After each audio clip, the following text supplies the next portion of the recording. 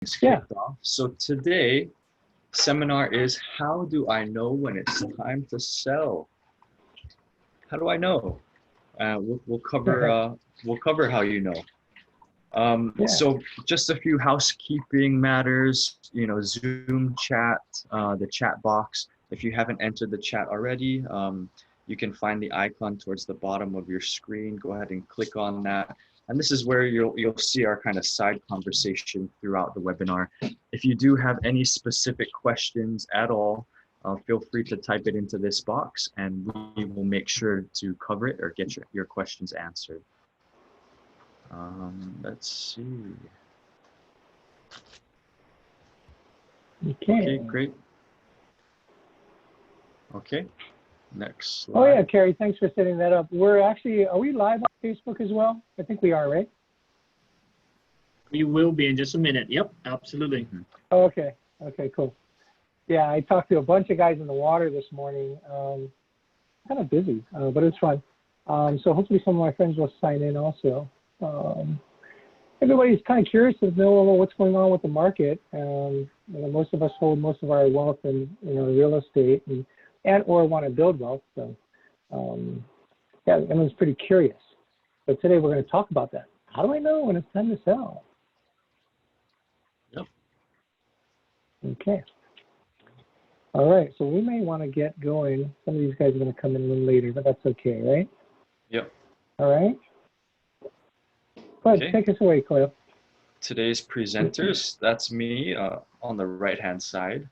My name is Kaleo Fong. I'm the chief negotiator for the eHara team. I deal with the listing contracts, the seller's disclosure statement, and I negotiate on behalf of all the sellers that we represent.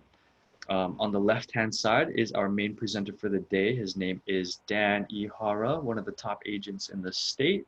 And Dan, tell us a little bit about yourself. Okay. Well, I started in real estate in 2005, and we're going to see a chart of what happened to values after that.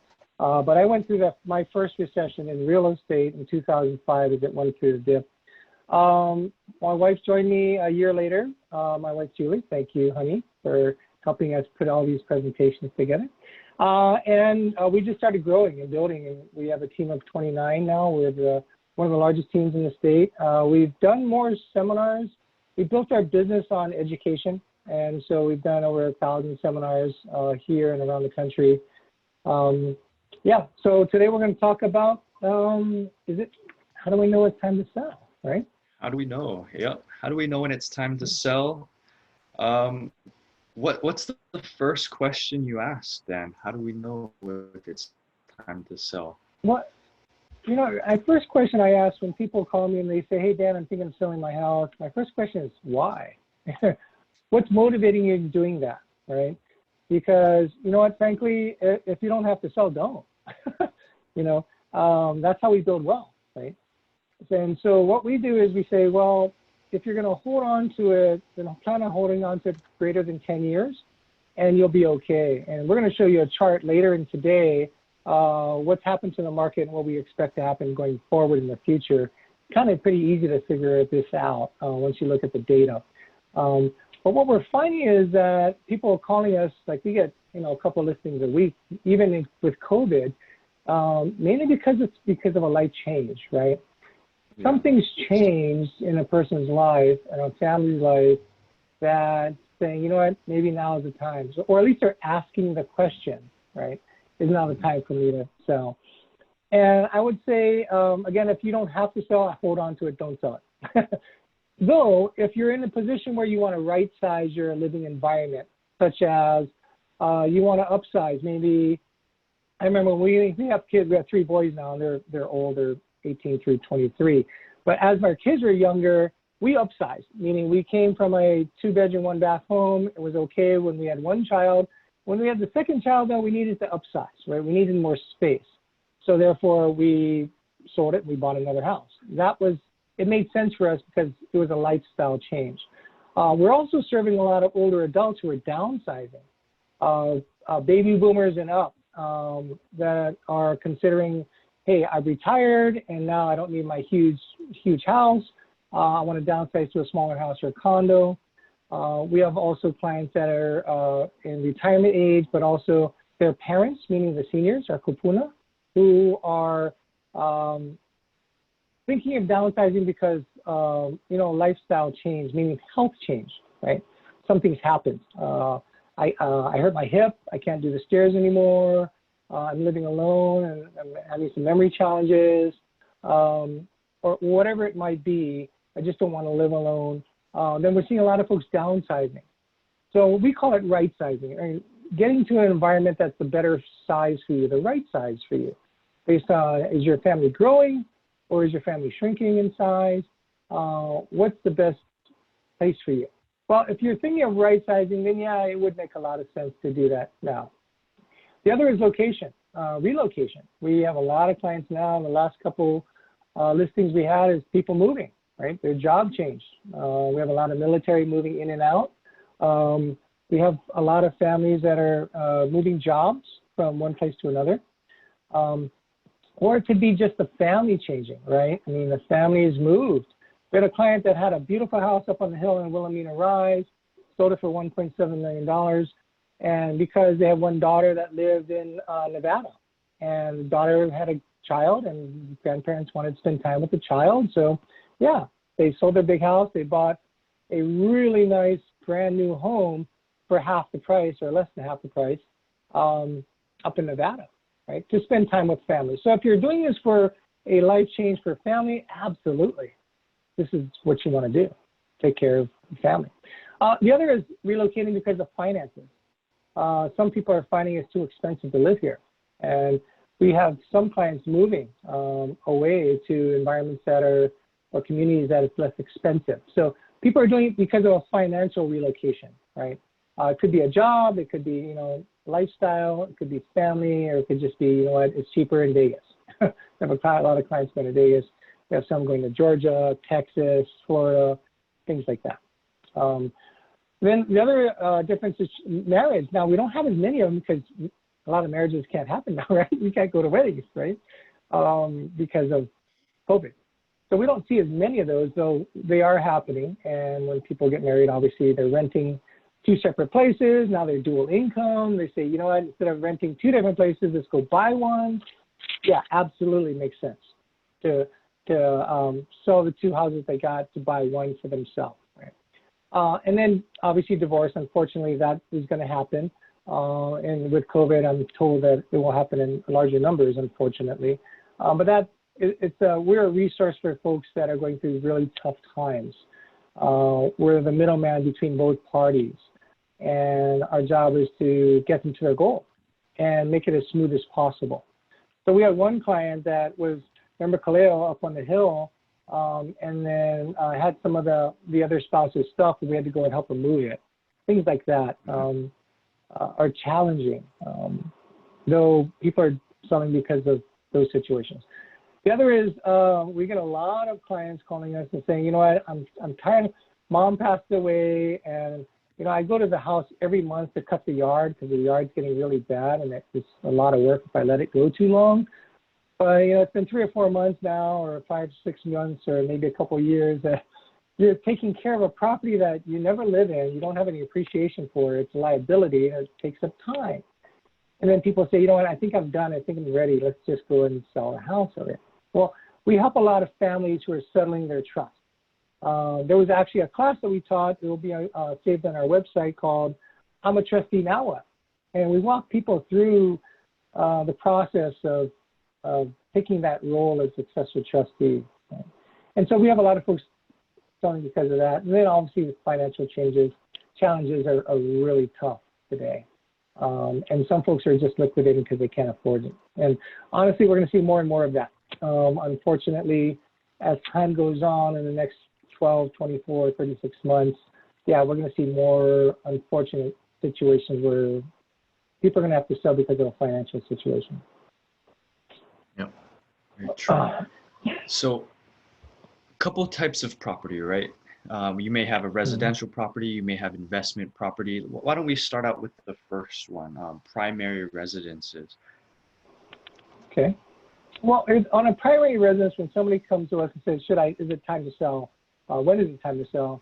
first question is which property you're thinking of, and if it's a primary residence, our very first question is, okay, where are you going? Right? Mm-hmm. You're leaving your house. Well, let's not talk about where you're selling. Let's talk about where you're going, because that's the most important thing for you, right? That life change is really important. And our goal in life is not just to sell real estate. Our goal in life is to help people through the transition of life that happens to deal with their living environment, that happens to deal with a piece of real estate that somebody owns or invests in. And it's really important to us to do that. And so a lot of folks say, yeah, I want to sell, but I don't know where I'm going to go. So then we really ask, well, you know, how come you want to move, right? What is it that's causing you to want to do that, right? So the first question really is, so if you're thinking of moving, why would you want to move? The question sometimes comes out is, it just doesn't fit my needs anymore. And so, well, what does that look like? Why does it not fit your needs? You know, it could be location. Could be it's too far to Ewa Beach. We had a client that sold a house in Ewa Beach and bought it in town, right? Because of traffic. It could be of their lifestyle. These kids go to private schools, so they didn't have to drive. He told me he saved an hour and a half every day of his life by making that transition, by helping him with the journey of selling and buying, right? And just commute time is just a lot of time on the road, right? It could be just size. It's just too small or too big, right? We have a lot of clients that have an older home, 3 or 4 bedrooms, and now it's just them by themselves, and it's just too big, too much work to maintain, to keep up with. It could be also accessibility. You know, it could be, you know, I got stairs now and I'm getting older, and, you know, yeah, my knees are starting to bother me, and I wonder what's going to happen in 5 years. How's my body going to be in that point? Well, a lot of folks that are proactive, that are, they know that this is going to happen, then they're planning ahead. So they're saying, you know, we've reached the top of the market. Maybe now is the time to downsize, to sell and buy something smaller, or even rent something. I don't even have to buy right now, right? And so one of those situations can show up, and that would make sense if you're thinking of selling because of a lifestyle change or access to the property. It could even be parking, right? And like now your kids are parked. We have one client, a husband and wife, but then we helped them buy this condo, I think 7 years ago. Now their kids are older and all the kids drive now, right? So then now they got 4 cars. Well, they only got 1 stall. That's the problem, right? So that's why we're selling, because they need more parking. And then obviously financially, and the last would be security, right? People are, as we get older, sometimes they're getting more concerned about security. People knocking on their door, or people, you know, just all kinds of stuff that can show up in today's world. So that's basically, Khalil, a lot of the reasons why the home doesn't fit their needs, right? I think from what we've been seeing, that's one of the toughest questions, right? How do I know? How do I know when it's time? And we're all facing those different motivations that are unique to us. And the big thing is understanding that and getting to that deeper motivation. So you know, Yeah. if you have those motivations, you want to talk about them, you know, feel free to let us know in the chat, or we can talk to you separately as well. Feel free to reach out to us. Mm-hmm. So Dan, Yeah. okay, I've decided to sell. What's the step? What's the next step? How do I create this strategy? Mm-hmm. Right. So it's a pretty simple 5-step strategy that you can do on your own, or if you want some help, we'd be happy to help you. But we try to make this really clear. Number one is you got to understand your situation. And some people say, well, of course I understand my situation. Well, take a deeper look into it, because the current situation you're in today may not be what it's going to be tomorrow, right? And so what we have to do when we sit down with our clients and say, we want to understand your situation, it's not only today, it's like, what is it going to look like down the road, right? Because the decisions we make in our business today, in our lives today, will have far-lasting impact to our family and friends, right? And so we talk and we sit down and talk about your situation, about your family, about the kids, about what your goals are. to better understand and help maybe self-discover for you, really what does that situation look like? What could it look like? The next step, Kaleo, is when we sit down, we identify the challenges. I say, okay, if I want to go here and I'm here today, what's going to get in my way? What's going to prevent me from reaching my goal? What are the challenges that I'm going to face through this journey? So we sit down and we identify those. Now, for us, it's a lot easier to identify challenges than it would be for you if you've never gone through this, right? So we do this every day. We talk about people's situation and their challenges, and we find solutions, right? So in our business, you know, we've been doing this for 15 years. We've had thousands of conversations with families to build strategies, right? To build a strategy on, like, if here's your goal and here's where you are, how do we get there? And there's a lot of different routes to get there, right? But first, the third thing is really clarifying your goals, right? What are your goals? And it's interesting, sometimes we're not real clear on what our goal is, mainly because we don't know what it could look like, right? We don't really realize what we have to realize what it could be in the future, right? And how we want to help our family members, right? The fourth one is just learn every option that's available, right? So if I'm living in my house today, where can I go? What do I do with the asset? You know, if I sold my house, what do we do with all this money? Well, you could put it in, you want to put that money in a place that is going to be safe, one, and two, that'll generate some income, right? Right, because you want to take care of yourself over time and you need income. So we talk about where to go, we talk about the different options, whether it be downsizing from a house to a condo, to a townhouse, or to a smaller house, or to a retirement community, or a care home, because we're specialists in that area. We help people make that transition to find different options. And that's one of the bigger values that we can bring, Kaleo, right, is sharing where could you go, right? And many people really don't know what that could look like. So again, helping almost 1,100 families get to their goal, we've been able to find different solutions, which are really cool part of the process. And lastly, it's really creating a plan with a timetable and a team of people who are going to help you get there, right? Because, you know, you got to execute on a plan, and nobody succeeds alone. Yeah? There was a guy that told me that, what would he say? The best plans with a bad execution makes a good plan look bad. It's true. It's true. So what we'll do when our clients want us to is we'll sit down and we'll kind of go through this 5-step strategy process. You can try it on your own. If you need some help, give us a call. We can do a Zoom call or face-to-face, whatever works for you. But regardless of what you do, what you want to do is you want to keep your property in the trust. Right? If it is in a trust, keep it in. If it's not there and you're going to keep the property, you're probably really a good idea to put it in the trust. Right? Because you know what happens when you're not in the trust, right? And if you pass away, heaven forbid something happen, it's going to go through probate. Right? So you definitely want to keep it safe. So, Kaleo, that's primary residence, right? Yep. And the second type, investment properties. Now, tell us a little bit about these. How do I know when it's time to sell my investment property?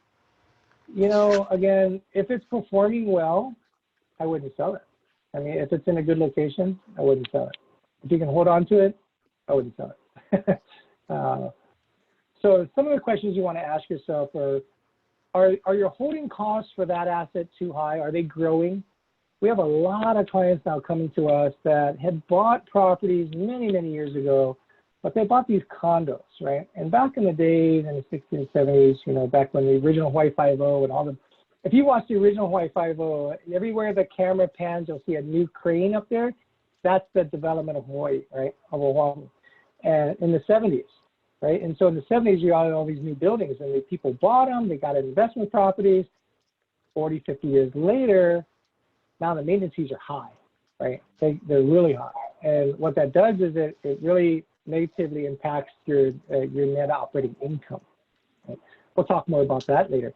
But what happens though is some of these older buildings, the maintenance fees are getting too high, right? And if they are, yeah, you're probably better off looking at another asset to swap over to. And so the other question could be, could my investment property perform better? Well, 9 out of 10 times when we've done this analysis, people call us all the time. They say, hey, Dan, I have this asset. I don't know what to do with it. I say, well, before you decide on selling it, let's analyze it. Let's do an asset performance test, right? Let's do a cash flow analysis on it. Because if it's performing well, then don't sell it. But if it's not performing well, let's identify how it is performing, and then let's measure it to the better performers in the market. And if we can sell this to buy this and it perform better, would you do it? Well, that answer is obviously yeah. I don't have to put any more money into it, and I can make more money. Yeah, who's not going to sign up for that one, right? So that's what we do. We do an asset performance test, better understand how your asset's really performing for you. And the other question would be, would it benefit your family to relocate your investment property? Some folks are now using this to, via a 1031 exchange, to take care of the family. And later in the presentation, we're going to talk deeper about how to do that, and then creating a legacy with it while you're alive. And this is a class that we've been teaching, Khalil, to trust companies, to financial planning firms, and people understand that it makes a lot of sense. But we'll talk about that towards the end. Yeah, 1031s they're just an amazing tool that we've been teaching for a long time. I feel like not enough people know about it. But for investment properties, they are invaluable, invaluable tools. Yeah. Cool. There Michelle and Paul Wells. Michelle and Paul, yeah, I was just about to say, there's a question from Michelle and Paul about how do we do that asset performance test? I'm glad you asked. Perfect segment. So really what it is an asset performance test is, it measures the financial performance of your property, your asset, your investment property, right? And what it does is, if it's done well, it allows you to compare the different choices and options, right? And how does yours compare to the market? Well, we built this extremely robust spreadsheet engine, thanks to Tiff. Is Tiff on the call? I don't think Tiff's here. I don't think she is. Amazing spreadsheet. It's got everything you'll want to know about anything in real estate investing. But basically, we look at a cap rate. So an asset performance test is really just simply a cap rate analysis, right? What is the cap rate? It's a quick gauge to determine economic viability of any asset, real estate asset, right? So if you take your annual net operating income and you divide it by your purchase price, that's a cap rate. Okay? Pretty simple, right? Very simple. Getting the information is important. Making sure you collect all your rental income. So all the income that comes to it. It could be the rental income for the unit. It could be additional parking. It could be laundry, anything else, and all your income for that asset. Right? Then you take all your expenses, right? And there's a lot of expenses of holding costs. We're going to talk more about that later as well. All of the expenses, you got to make sure you got them all. Take your income minus your expenses every month, times it by 12, you annualize it. You get your annual net operating income. Then you just divide that by your purchase price. So the quick example, round numbers wise, if you had a $1 million asset and you had $50,000 of annual net operating income, you'd have a 5% cap rate. Is that good? Is it bad? In the state of Hawaii, it's really good. In fact, it's really hard to get 5% here in Hawaii, practically most of the country, to be honest with you, because I've been researching the country for the last 3 years on investors. And I saw a couple in the 5s, 6, 7s, but these are in rural country areas in Texas, and, small little warehouses, that type of thing. So anyways, the cap rate's a way that determines economic viability, not in regard to your mortgage. So this has nothing to do with mortgage. This is not a cash flow analysis.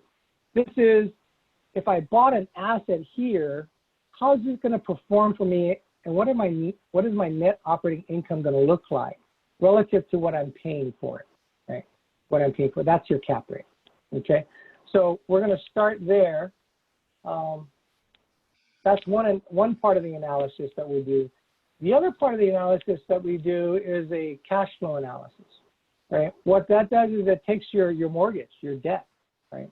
And it includes your mortgage payment, right? And what it does is it says, based on your income minus your expenses, which includes your mortgage, how is it going to perform? Am I going to be positive or negative cash flow every month? You're going to want to know that, right? And so we'll do that analysis as well, right? Because we may want to think of maybe putting more money down if cash flow is important. Or some people are strategically saying, you know what, I'm okay with $100 negative because I could use the write-off because I know this asset's going to grow more in time. I think it was like, we calculated to be, 4.5% per year over the last 30 to 40 years of appreciation in Hawaii. Yeah, that works pretty good. Better than 1% in the bank, right? And it's pretty safe. And then really the question is, can I increase the return of my asset? If I'm looking at this dollar amount at the end of the month, what if I just sold this asset, bought this asset with the same mortgage, can I make more money, right? And so that's all part of the asset performance test. So the asset performance test basically has two parts to it, cap rate analysis and a cash flow analysis. And we sit down and we explain all the numbers to make sure it makes sense. Right?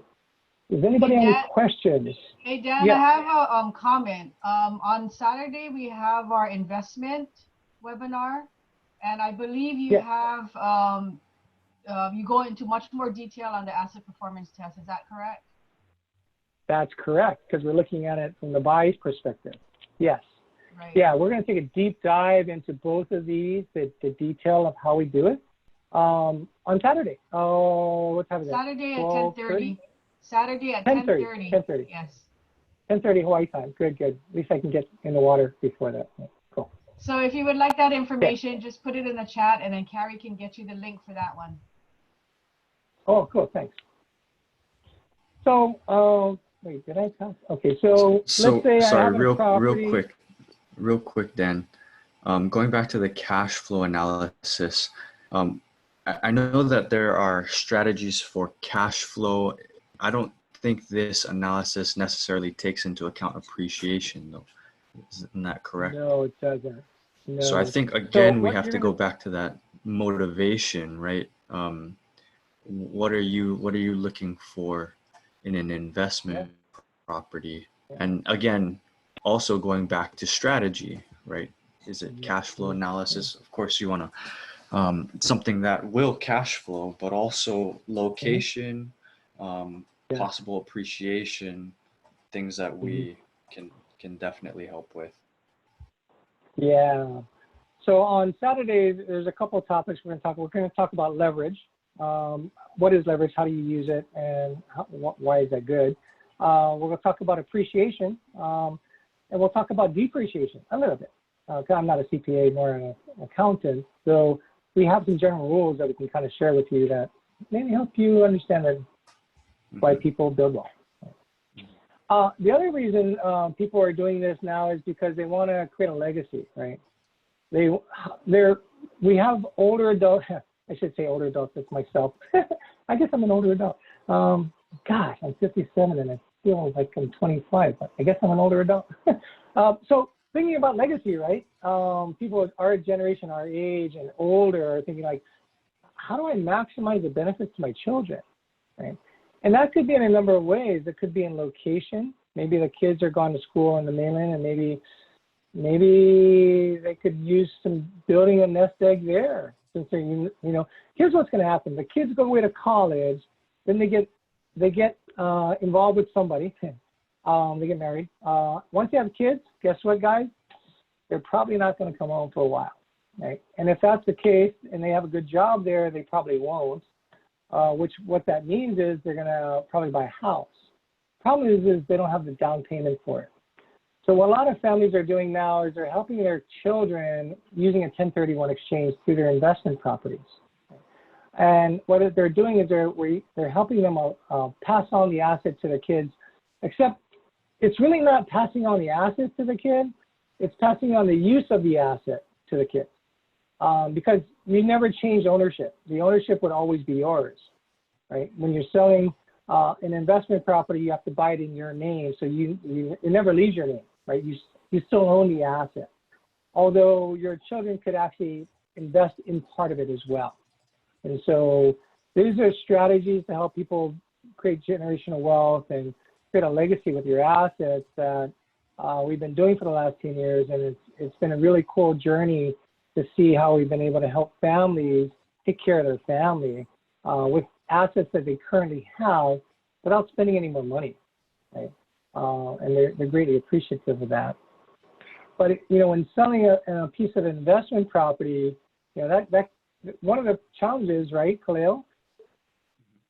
People are concerned, right?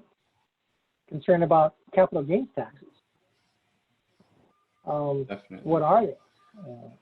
And how much do they cost? And some people are pretty astute. A lot of people know what they are. And just to recap here, long-term capital gains at the state of Hawaii level is 8.25%, up to 20% in the federal government, depending on your tax bracket. And then if your adjusted gross income is greater than $400,000, you have another 3.8% on top of that. So know that your situation is very unique. I am not a CPA. I'm not an accountant. I don't know your situation. So one of the first things we recommend is that you speak to your CPA. Say, hey, I'm thinking about doing this. Thinking about doing a 1031 exchange or thinking about selling an investment property. What's my capital gains liability? That's what you want to know. And the reason why you want to know that is if you're doing a 1031 exchange, you want to understand the gravity of the pain or liability if you fail on a 1031 exchange. And that's a whole other class. We're not going to go into that today. We've never failed on a 1031 exchange. We've done hundreds of them. But that's a whole different class. But on a 1031 exchange, you have to, whatever you sell it at, you have to buy equal or greater than, and you can't pull the money out. Well, you can pull the money out, but you're going to be taxed on it at that tax rate, okay? So if somebody wants to sell $1 million house, but they want to buy an $800,000 house, they can do that, pocket the $200,000, but know that part of that $200,000 is subject to capital gains taxes. So it is possible. The really cool thing is it can involve multiple properties. What we're finding today is we have a lot of older adults, meaning parents of baby boomers that did really well, that bought multiple properties around the country. And now they want to consolidate because they say, man, my kids are not going to have to, I don't want my kids to deal with it. This is a mess. So they're selling multiple properties around the country to buy one property here or vice versa, selling multiple here to buy one on the mainland. It can be done. It gets tricky, but it can be done. What's the most that we've done, it's Dan? really, oh my gosh. The most we've done sold 2 to buy 1, we sold 3 to buy 1, we've sold 4 to buy 2, we sold 5 to buy 1. That was, see this gray hair? This is dyed gray hair, by the way. Yeah, no, it was stressful. And Khalil knows because he's the chief negotiator. And he's the guy that's got to piece it all together. Yeah. Yeah, really fun. They're fun, right? Really fun. They're complicated but fun. Yeah. And it's, I mean, this is such an amazing tool, the 1031 exchange. It really is. Yeah. That really sharpens your skills and game in the real estate world. If you can do that, that's a good accomplishment. So, but yeah, we've got a lot of experience there. So, question is, should I sell, right? Well, let's take a look at the real estate trends. What we know is this is data that is not disputable, right? 1987, $165,000. It goes up to about $325,000, $350,000, matter of 4 years. What happened after the peak of 1990? It took a bit of a drop, leveled off, and still dipped. This recession from 1990 took 12 years to get out of. Took to 2002. This recession took a 12-year recovery just to break even. 12 years just to break even. What happened here? Well, in 2000, 2007, you saw the largest creation of wealth. This is when you could buy a house without really This is when the mortgage crisis showed up, that it was so easy to get a home.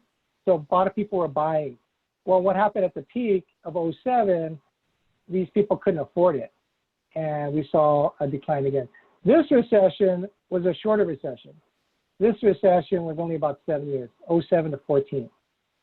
Okay? That was about this recession. So that was a 7-year drop. So again, after the peak, what happens? It's going to decline, and then it'll come back up to equal the peak, right? And that was a 7-year cycle.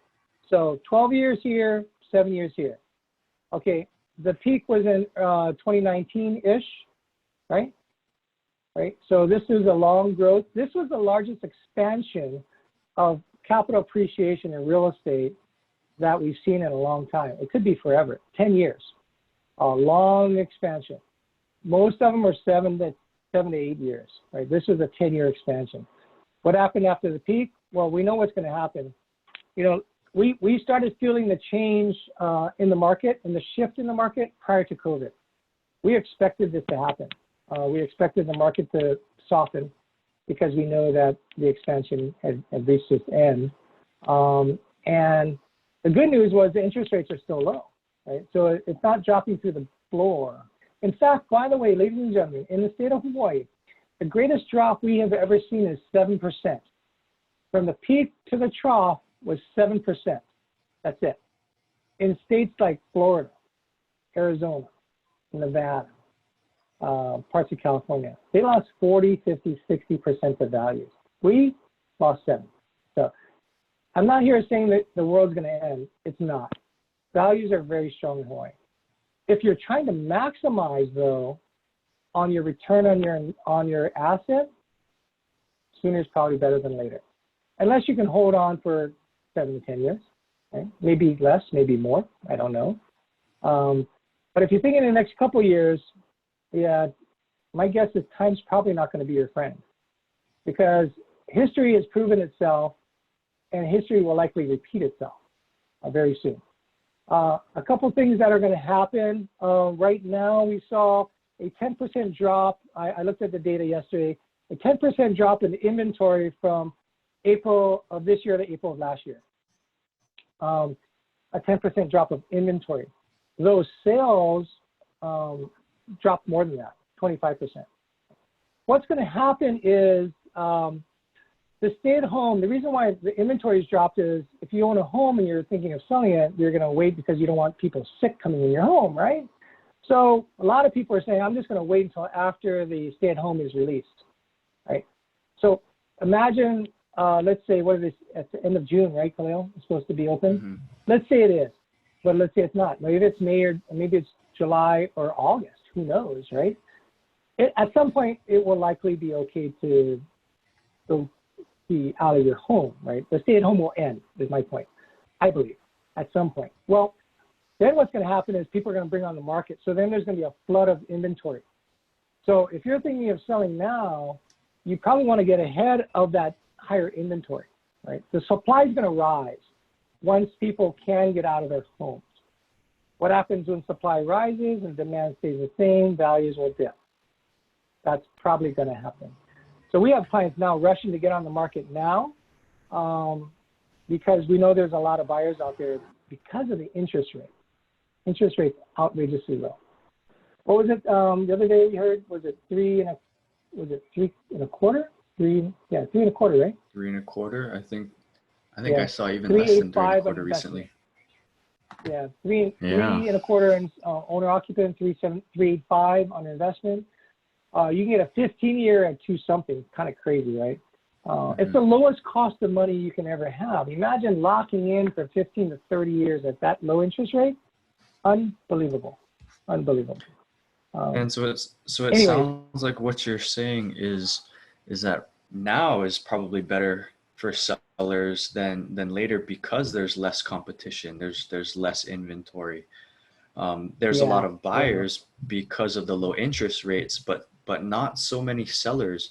And you said 10% in a drop in inventory from last year? That's major. That's major. And That's so major. Definitely, we're also seeing it since last year. Listings are moving quicker. Days on market have dropped, but prices. I think the statistics showed that prices actually went up a little bit recently, and I think it's because Yeah, for that reason, more competition, less inventory, more buyers. Um, so I definitely agree. You know, right now is probably a better time than if this whole thing were to lift. You know, the stay-at-home order, that inventory is going to flood back to the market. yeah, it will Wouldn't you increase. agree? Well, and then, yeah, absolutely, Kaleo. Here's what also will happen into the market is, and I don't mean to make this to be the bearer of bad news or doomsday. It's not doomsday. But the reality of the matter is we haven't felt the recession yet, right? People haven't defaulted on their homes yet. They'll get 6 months starting soon, and then there'll be another 3 months after that. So you're not going to see foreclosures and short sales until probably next year. And though if we don't get our hotels back, which we, by the way, my guess is we'll never be back to 100%. We'll never be back. People are not going to be as comfortable with that process of traveling, and the business travel will cut back quite a bit also. So unlikely that we get back to where we were, which means is, okay, were these people with 2 jobs, they're going to have to sell their homes. And what happens is they're going to sell it to downsize because they can't financially afford it. And then they're going to get motivated highly when the bank starts calling them and says, hey, I need you to pay me, right? So that's going to happen regardless.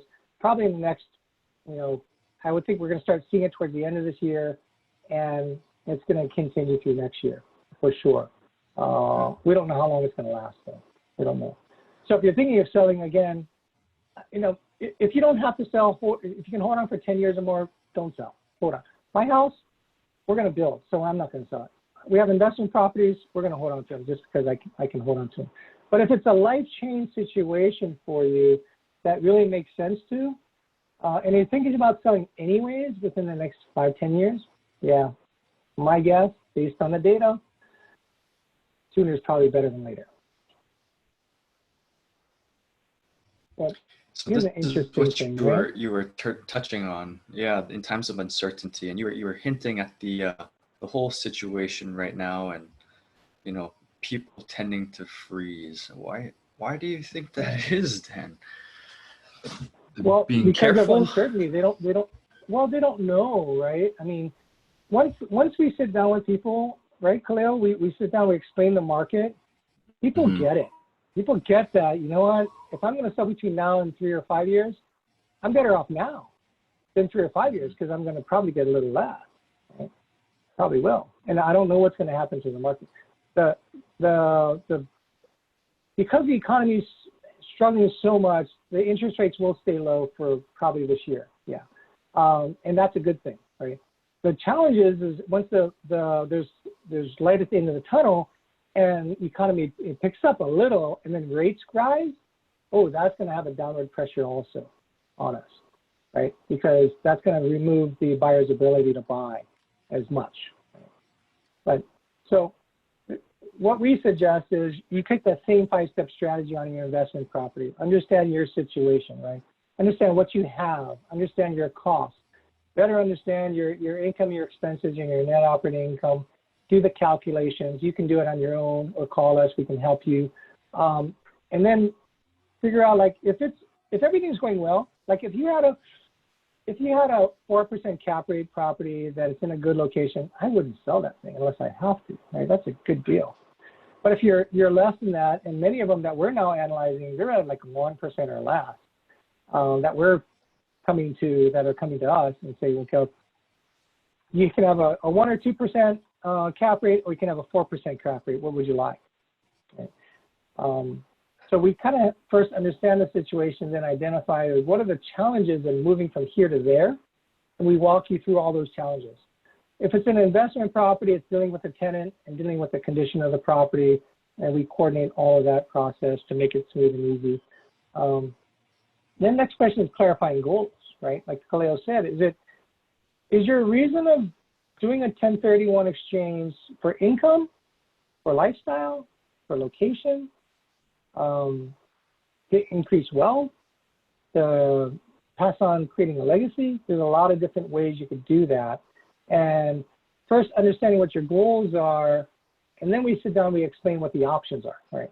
Here are some things you could do that could work for you. And once we do that, then we create a plan and we say, okay, if this is the goal, here's a timetable by which we can do this, and here are the people that can help you walk you through that journey again. One of the first questions we ask everybody, so when you meet me, please make sure you have it. It's your homework. Who's your CPA? Who's your financial planner? And who's your trust attorney? Because those are the people, along with, see, your financial planner is managing your financial wealth, right? So we need to have a good handle on that, right? People will come to us all the time and say, oh, I don't know if I should sell because I don't have enough money. Well, we got to figure that out. Don't sell until you figure that out. You should know before you sell. So let's figure that out. So we have a financial planner help in that area. Wills and trust attorney, making sure your trust is solid, make sure you understand it, make sure your family is clear on it, make sure your successor trustee understands their role, right? Really important things to know. And then your accountant, make sure you understand if you fail, what's your tax liability, right? What's worst case scenario look like? So those are your people, so your financial planner plans your financial wealth, your estate planner, estate attorney protects you legally, your CPA protects you from the IRS.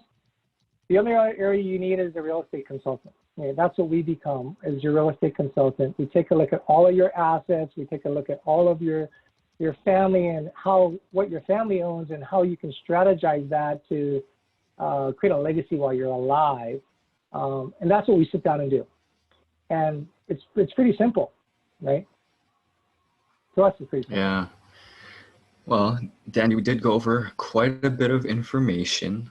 I hope nobody is overwhelmed yet. I think one of the main things to remember is that, where do you start? I think where you start is becoming educated, right? Sitting down and figuring out what all the options are, and who better to sit down with than your real estate experts with the Ihara team. Of course, we do give free strategy sessions and lay out all the options available to you. Yeah, most people, frankly, are in this position, like they're overwhelmed. Most of the clients that come to us, they either have bought their own properties and investment properties, or what we're finding a lot now is adult children, mom and dad's passed away, and now they're the trustee, or they've come into this property and they don't know what to do. They don't know where to begin, and so we just sit down and we talk to them about what their goals are and what their options are. Mm-hmm. Mm-hmm. Cool. Well, wrapping up, the Ihara team is a real estate arm, and we help people buy, sell, and invest in real estate at a really high level. We've helped over 1,000 families over the last 15 years. We started this thing called the Complete Solution. It's a trademark for the United States because it's actually our coaching company, where we help real estate agents around the country build an organization similar to ours to provide a high level of service for folks who have real estate. 10 years ago, we started a company called Senior Move Managers, where we help people downsize and declutter. And we had to rebrand it as Declutter Hawaii because there was a couple scenarios. One, it was an 85-year-old guy says, well, I'm not a senior, can you help me? I said, yeah, sure. We can definitely help you. And then the other guy was a professor at the University of Hawaii. It said, I'm not going to move, but can you help me? So these two companies are basically the same company, helping people downsize. It's really the stuff, right? The biggest challenge is, what do I do with all our stuff? We started High Property Management to help people who are investors, because people said, I don't want to manage it anymore. We had a lot of older clients that, I just don't want to do it anymore, right? And so we manage that as well. We started Stage Hawaii because we know staging is really important and valuable in today's world, in particular today, because we don't have these public open houses. Everybody's going to shop on their cell phone, and that's really important to make sure that it looks as good as possible. And then Silver Spoons is our nonprofit designed to take care of older adults who cannot take care of themselves. And 10% of the profits of all of our organizations go into support our kupuna here in Hawaii who just don't have financial resources.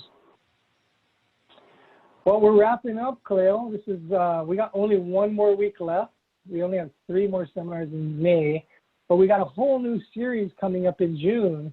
We're going to do some trust sale information. We'll talk about senior living options. We're going to ask the question, is now the time to buy? And we'll talk about building wealth through investing in real estate.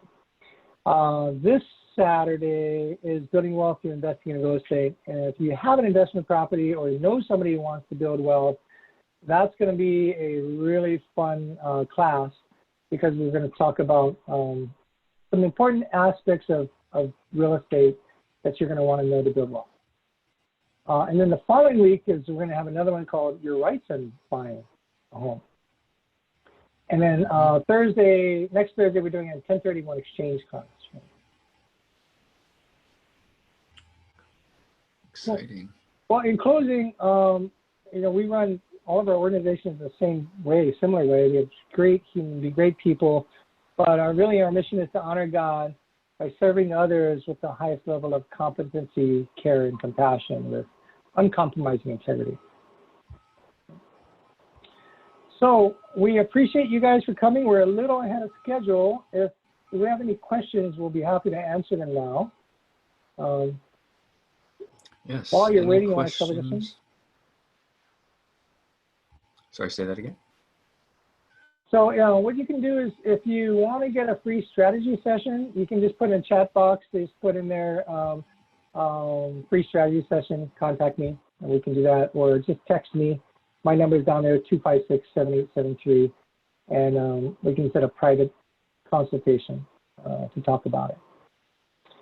We'd also like some feedback. So you can click, I think Carrie put that in the link in the chat box. If you can just click on that link in the chat box and if you can kindly let us know what you thought, ways we can get better at what we're doing, delivering message that are important to you. And if you liked it, then great, let us know. And then we have future webinars. Again, we're doing these twice a week now. Our goal is to provide information on a really high level during this COVID time where people are at home with their cell phones and their laptops and their couch, right? And then we also do virtual walkthroughs. Every Sunday we have open houses. We do have open houses, they're virtual. And you can watch all of those and every one of our listings practically. Most of them will have virtual open houses and virtual walkthroughs.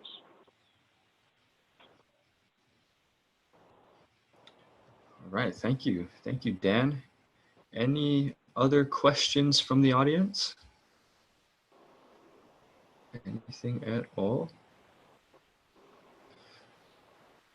Oh, Thanks, Martin. We'll see you on Saturday. yeah, thank you. Good. Let us know what you thought, Martin, please. Thanks. Okay, anybody have any questions, comments? There's Julie. There's Carrie. Oh. Yeah, I wanted to know if anybody wanted to chat or talk about any other topics that they'd be interested in hearing about. If there's anything. What do you want to learn? About. Yes, what do you want to learn? We have a whole library of items and we're just trying to select which ones we think would be best or of most interest. So that would be helpful to know as well. I think that's great. It looks like we're wrapping up May in a very, very powerful way with some really great information, that asset performance test and then going through a 1031 exchange, talking about buyers' rights to wrap up May. It's been amazing, but we'd love to hear your feedback. I mean, what are things specifically? They're amazing, but it needs to be pertaining to what is important to you, right? So please give us some feedback. Let us know on other topics that you'd like to hear about, and it will continue to deliver all this amazing education through the month of June. But thank you guys for being on the ride. Looks like we're all going to be home for another month, so we'll try to enjoy it, right? So might as well join us on these webinars. Yeah. You know, what we really love is if you could share this with your family and friends, anybody that you know that wants it. If you think it's of value, please share it with your family and friends. And Facebook Live. We would love to share and get this in front of more people and find out more about what people are looking to learn. Again, we have a library of information we can share, and we're just trying to pick from the top of the barrel right now. And but if there's something you'd like to know, let us know. Yeah, we're very open to sharing. Out there on Facebook, don't hesitate to ask a question. Type it right in the chat, and we'll make sure Dan, Kaleo, or other guests are answering your questions through Facebook Live when we are streaming, right? So ask away, ask away. But thanks, everybody. All righty, everybody. Well, Streaming. We're still streaming live. oh, we are streaming. Okay, good. Yes. Terrific. Thank you, Doreen. Terrific. Thanks for joining. Thanks, Paul. Thanks. And thank Paul. Michelle for us. Okay, yes. See you on Saturday, Martin. And Thanks, Paul. All right. Any other questions?